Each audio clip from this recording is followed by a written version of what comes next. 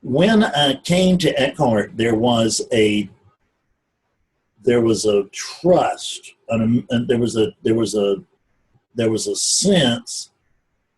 I believed him. I believed what he said, and I listened to him, as some of you have read or know, that, you know, compulsively for a long, long time. I mean, compulsively in a really unhealthy way, not a way that I necessarily certainly would not recommend anybody else, unless, you know, that's what they did.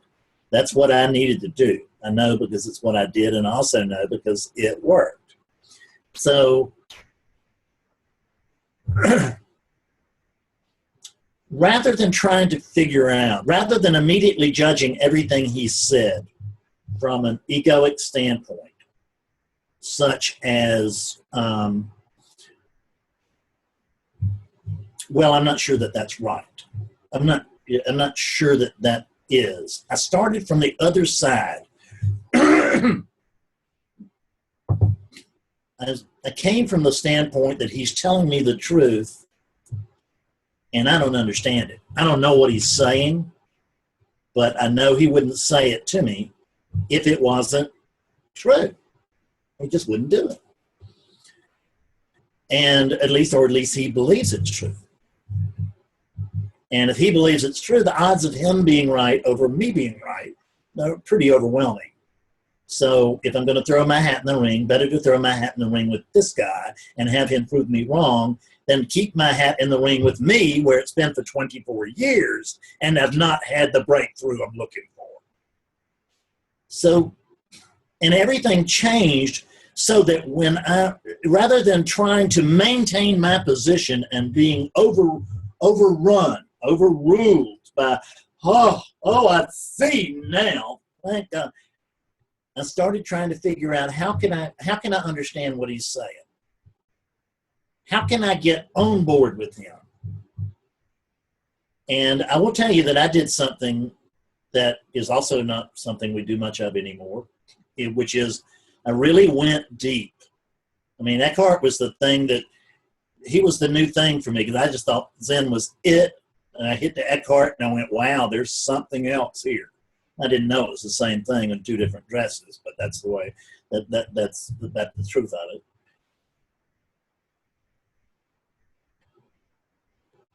But I read everything. I mean, he didn't have that much. He's written less than I have, but his books were staggering for their day. They're still good books, I'm sure. And excellent books, and they may still be staggering to their day. They just wouldn't be staggering to me, and probably not to you at this stage.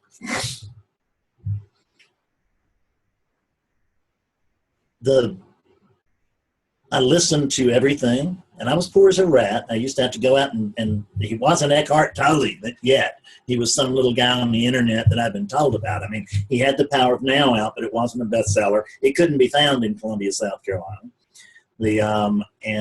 Betsy ended up buying a copy from me in very progressive Asheville, North Carolina. And I would get his talks, video or audio, anything I could find. I would buy them, and then, like, if I could get it on CD, I would buy that CD, and I would listen to it, and then I would resell it. Sometimes I think Eckhart would forgive me. Sometimes I made copies and then resold them, because I knew I needed to get this guy deep.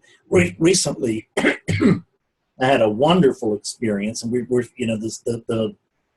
this continuing student program has just started this week, and it's already been terrific. I've talked with several of you, and of course I'll be talking to all you regulars at least twice this month. But on this occasion, I opened up, and there was and my student was there, and I said, "So who are you reading now?" And he said, "Well, I'm reading you." And I like to drop my teeth. He said, "I'm taking your advice. I'm going deep, as you advised." And it was so, that was just, and this has nothing, I don't need followers. Let me make this clear on who I'm talking about this for. I don't need followers, not in that traditional follower way. Students, that's great.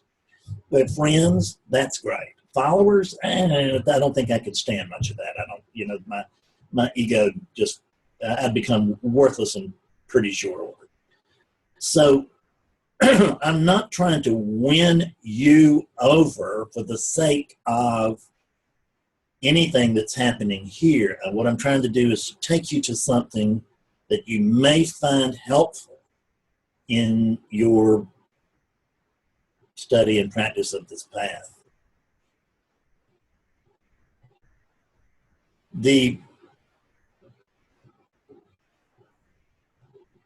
For one thing, it is really uncanny that people will, and I'm not talking necessarily about the people in this room. I'm not necessarily not talking about the people in this room, but I don't want to narrow it.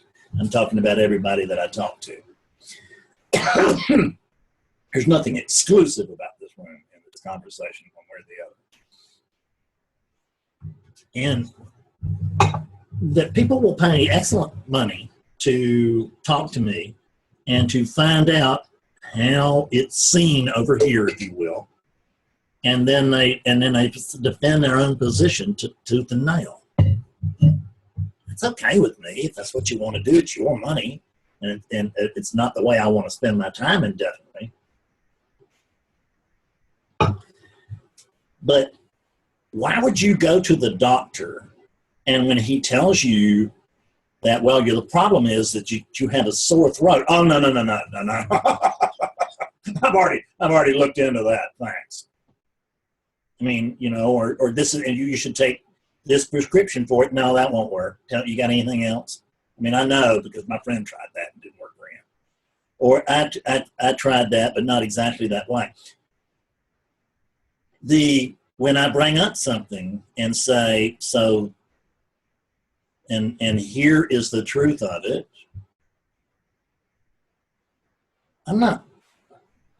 I've never presented myself as having graduated from this path. But the only people who think that there is no value to time and grade, in other words, how long awakeness has been consciously functioning through a unit, are the people that don't have much time and grade. Then it feels like I got it. But if you are, but the truth is, there's a lot to be said. That's the reason I can talk about teachers like Mucha and Ajay Shanti and say, well, there's less Ajay there than there is Fred here. And I don't believe can I. God, I'm so glad that I'm not at the end of the road. That's all I care about. Is I can see that there's more, that there's room, that there are still people around who can teach me, and this is wonderful.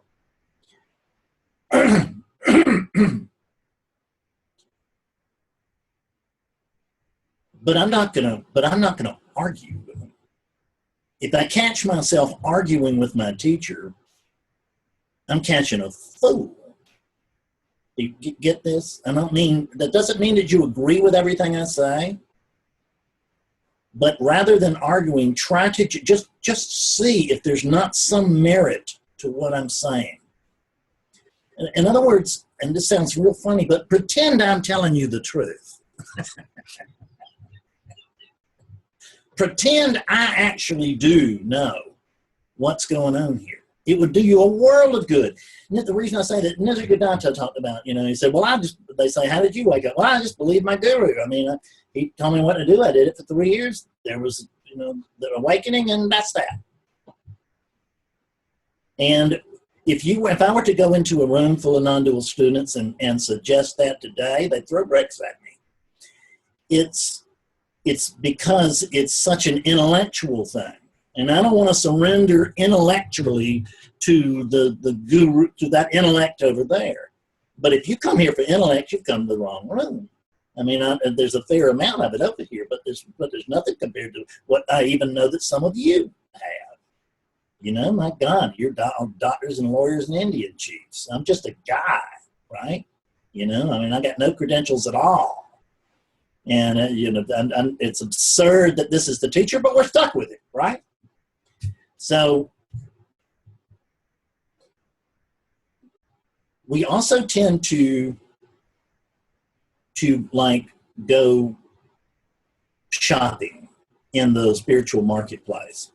And I'll have two of these and one of those and one of those. I'm gonna put them all into my basket, and out of that basket, I'm hoping that out of that basket, I'm gonna make something which I hope is gonna wake me up. And that can happen. And you're welcome. And I did it. Don't get me wrong. I'm not saying this, but I didn't do it in post-awakening for very long. I can click off on, I mean, I read a number of people, but I can click off the people, on I think one hand that really had a tremendous amount of impact. Now I have to use two or three because the further I go, the more people I'm willing to read, but very few living teachers.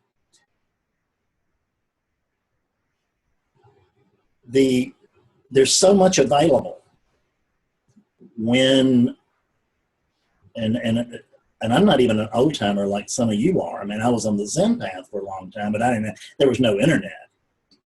And I wasn't on the non-dual path, and I didn't, it's like this.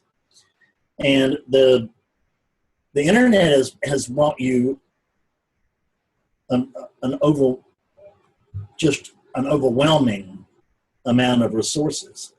And that's great, but try not to shop them. Because what you will get is you will take this tidbit, and I understand it, and if that's what you're doing, and you're comfortable with it, happy with it, do it. I don't want to say not. I don't know what anybody should do. I'm just going to tell you the way to clarity. Then you can come or not. But deciding I'm going to take one of this and one of this and one. I'm going to take a sound bite from here and a quote from there and a sound bite from here and a quote from there, and I'm going to mix them all up. And I got 11 teachers in my head. That's not the way to clarity. You don't get to clarity if you want to find the water. You don't dig 40 shallow holes. You dig one deep hole. And then when you're finished, when you've struck water with that hole, go dig another one. And if you dig a long time, you don't strike water with it. There's nothing wrong with going to find another one.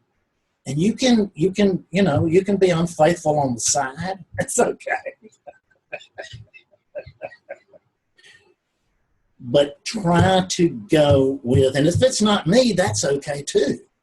I'm only supposed to teach the people I'm supposed to teach, and the only way I can tell them who they are is when they show up.